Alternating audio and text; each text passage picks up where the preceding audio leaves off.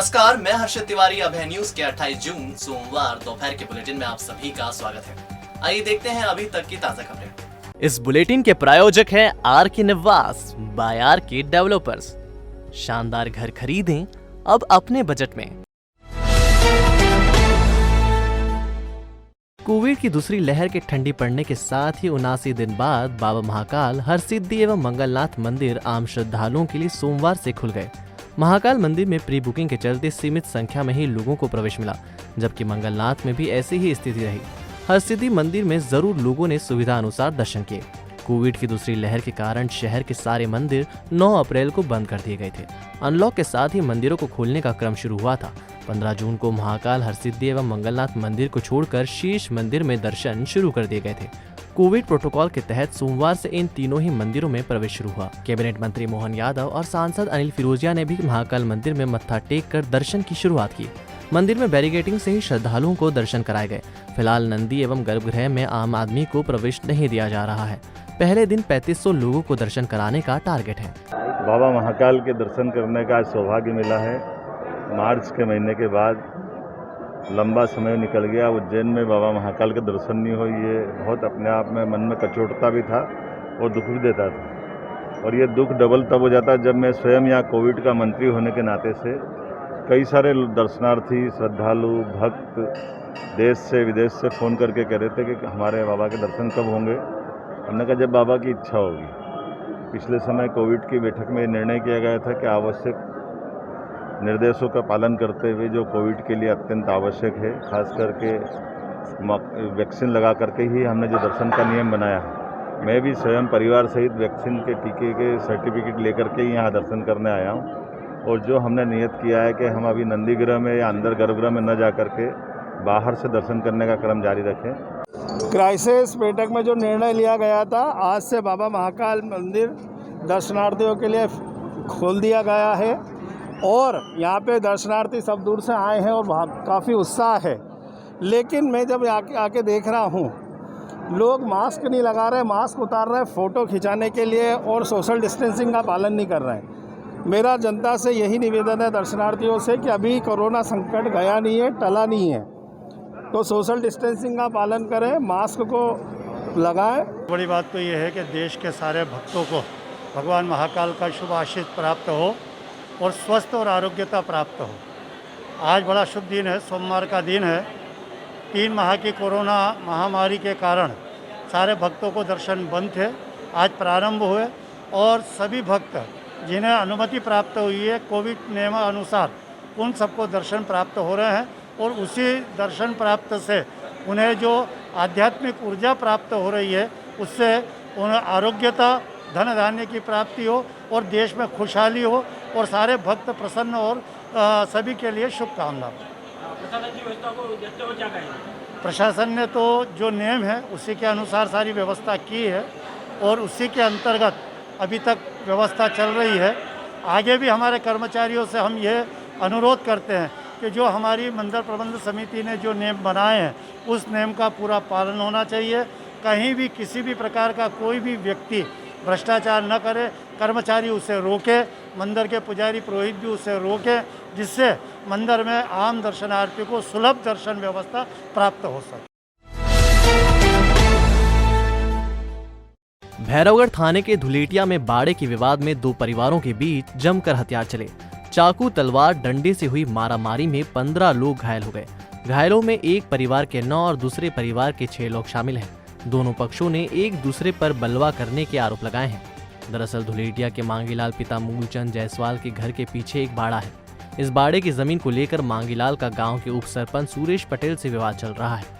दोनों पक्षों के बीच कई मर्तबा झगड़ा और पंचायती तक हो चुकी है, लेकिन फिर भी विवादों की गाड़ी पटरी पर अब तक नहीं आई। इसी के चलते सोमवार की सुबह दोनों पक्ष आमने सामने हो गए। एक दूसरे पर डंडे, तलवार और चाकू से हुए हमले में मांगीलाल, उसका बेटा गोपाल, बहू सीता, शामूबाई, अनीता, पोता लाखन, पोती सीमा, पोता राजेश और करण जायसवाल घायल हो गए। जबकि दूसरे पक्ष के सुरेश, उसके भाई शंकरलाल, दशरथ, भगवान, मोहन और परिवार की 2 महिलाएं घायल हो गई। सुरेश ने आरोप लगाया कि वह परिवार के साथ वाहन से जा रहा था। सादी बाड़ी और खलाना के बीच मांगीलाल के परिवार ने उनका वाहन रोक लिया और परिवार पर हमला कर दिया। सुरेश का कहना है कि आरोपियों ने वाहन भी पलट दिया। सर, ये हमारी बहन है, वो भानेज है हमारे सगे। 65 साल पुराना मकान था, हम आके इनके निवास करते थे। उनके पिताजी के दोबारा हमें परमिशन अनुमति भी मिल गई थी। 6 महीने पहले भी उन लोगों ने विवाद करा, उनको मारपीट करी, जान से मारने के पहले भी धमकी दी। और आज हम सब परिवार रिश्तेदार कोई भी नहीं थे घर पे सर। इनके साथ 8 इंसान 9 इंसान के साथ दुर्घटना करी। घर में आते कोई सोया था, उसके ऊपर लाठी चलाई, तलवारें चलाई, जबरदस्ती आके मार के ने ये कब्जा करने। पहले ज़मीन के कारण विवाद हुआ था, वहाँ पे लड़ाई हो गई। फिर रास्ते में इन्होंने आके हमको तीनों भाई को गाड़ी से उतारे, 10 आदमी थे, और गाड़ी को पलटी दी और तलवार मार दी सर तीनों को हमको, और 2 को लट से मारे। ज़मीन अपनी है, वो तो वहाँ पे अपने नाम से भी अपने बाड़ा है अपना, इनका कुछ भी नहीं है वहाँ। पर ये परिवार ज़्यादा है और ये लोग ज़्यादा है, तो हमको मार कूट के हमेशा डराते रहते हैं सर। सोए हमने हमला नहीं करा, हमला उन्होंने करा है, वो झूठ बोल रहे हैं। हमला उन लोगों ने करा और रास्ते पे रोक के भी मारा सर। जूना सोमवारिया में रहने वाली एक किशोरी की करंट की चपेट में आने से मौत हो गई। वह आटा लेने दुकान पर जा रही थी। इसी दौरान उसका हाथ बिजली खंभे से छू गया और वह उससे चिपक गई। दरअसल जूना सोमवारिया की गली नंबर 3 में रहने वाली गंगा के पिता भरत की मौत हो चुकी है। 4 भाई बहनों में तीसरे नंबर की गंगा मां के साथ बर्तन मांजने का काम करती है। रविवार रात करीब 9 बजे वह मां के साथ काम करके लौटी थी और मां ने उसे किराना दुकान पर आटा लेने भेजा था। इसी दौरान मोहल्ले में ही स्थित एक बिजली खंभे से उसका हाथ छुआ गया। इस खंभे में करंट दौड़ रहा था। गंगा करंट के कारण खंभे से चिपक गई और बचने के लिए उसने चीख पुकार मचाई। इस बीच लोगों ने लकड़ी के डंडे लेकर उसे करंट से दूर करने की कोशिश की, लेकिन उसे बचाया नहीं जा सका। फिर भी गंगा को अस्पताल ले जाया गया, जहां चिकित्सकों ने उसे मृत घोषित कर दिया।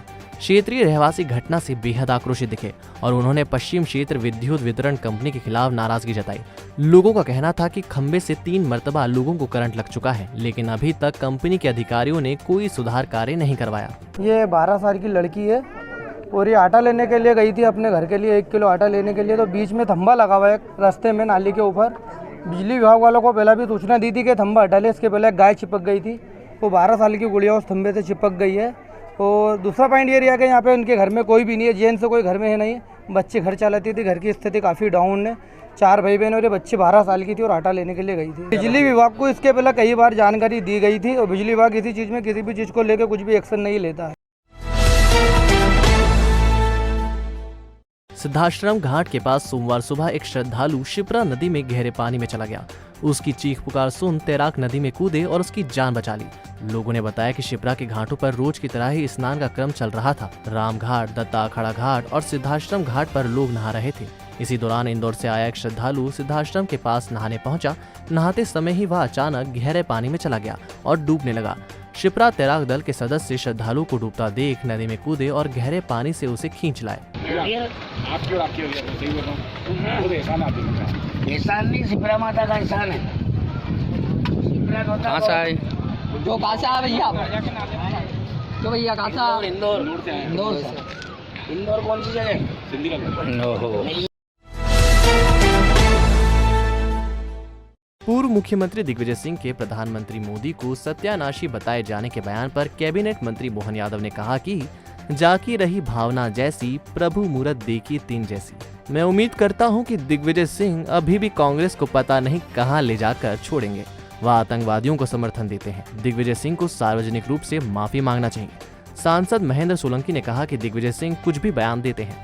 अभी देश में नकारात्मकता का वातावरण बना हुआ है, लोग परेशान हैं।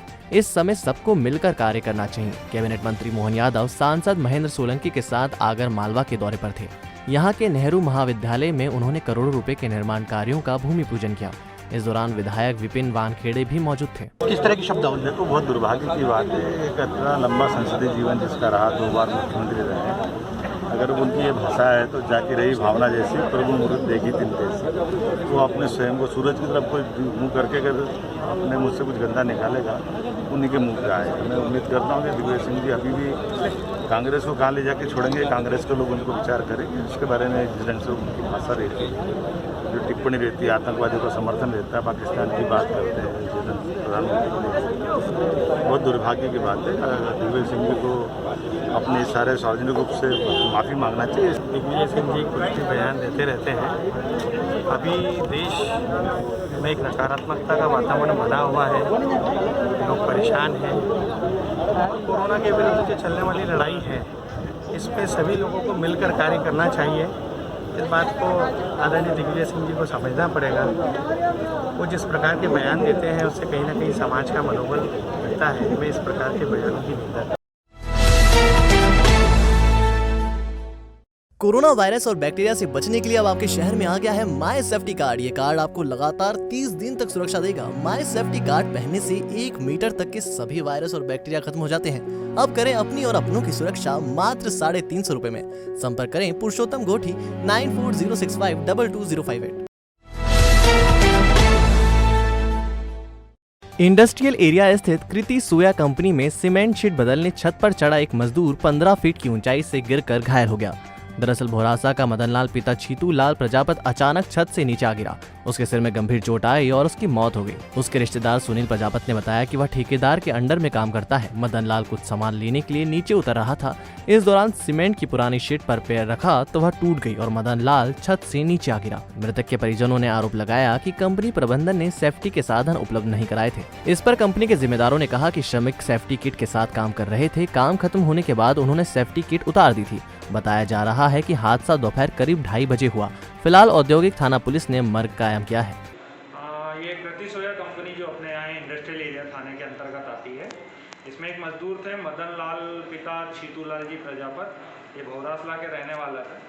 आज कृति सोया में टीन शेड का काम चल रहा था। वहाँ पर टीन शेड की मरम्मत हो रही थी। उसी टीन शेड की मरम्मत के दौरान ही मजदूर ऊपर से गिर गया दुर्घटना के दौरान, जिसमें उसकी मृत्यु हो गई। कीर्ति में चद्दर का सेट लगाने वाला काम करते थे। अरे चद्दर पे से हम नीचे उतर रहे थे तो गिर गए। क्या कुछ साधन था वहाँ के? कुछ नहीं था आपको जो ऊपर चढ़ते हैं तो? नहीं था। सेफ्टी कुछ भी नहीं थी आपके गले? नहीं थी अभी।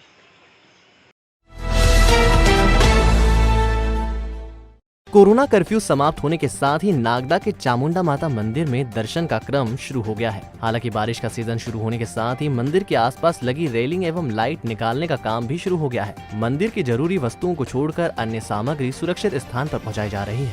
दरअसल बाढ़ के दौरान चंबल नदी का पानी मंदिर के भीतर तक घुस जाता है। कई मर्तबा तो मंदिर भी डूब जाता है। मंदिर का जरूरी सामान रखने वाला कमरा जर्जर हो रहा है। यहाँ से सामान की चोरी होने की आशंका भी रहेगी। पानी की वजह से तो नदी दूर आ जाती है, उस वजह से सारा सामान निकाल देते हैं हम। लाइटें वाइटें और दूसरा भी जितना सामान है पूजा पाठ का सब ऊपर रखते हैं। इस तरह अस्थायी बना हुआ है। और हमारे पास हमने प्रशासन से कई बार मांग की कि हमें एक कमरे की ज़रूरत है ताकि हमारा सामान हम बरसात में वहाँ सब व्यवस्थित रख दें। इतने महीनों से चल रहा था कोरोना काल, तो इसमें घर में बंद थे, निकल नहीं पा रहे थे। अब यहाँ आने के बाद बहुत सुकून मिलता है। ये माता रानी का दरबार ही ऐसा है। कोविड संक्रमण में महिदपुर के भीमाखेड़ा गांव में 150 लोगों की जान बचाने वाले डॉक्टर सचिन परमार का ग्रामीणों ने स्वागत किया। कोरोना की तीसरी लहर की आशंका को देखते हुए ग्रामीणों ने डॉक्टर की सेवाएं भीमाखेड़ा में ही जारी रहने देने की मांग भी की। ग्रामीण धापूबाई ने बताया कि भीमाखेड़ा में 300 से ज्यादा लोग कोविड संदिग्ध थे। इनमें से 150 संक्रमित थे। इनकी जान डॉक्टर सचिन परमार की कोशिश से ही बचाई जा सकी। उन्होंने लोगों के घर घर जाकर उपचार किया। सर, जैसे अभी कोरोना की दूसरी लहर आई थी, इसमें ग्रामीण क्षेत्र में हम लोगों ने काफ़ी एकजुट होकर काम किया और सर काफ़ी लोग डरे हुए थे। उनको अच्छे से समझाया कि डरना नहीं है, सावधानियां रख के हम इससे जंग जीत सकते हैं।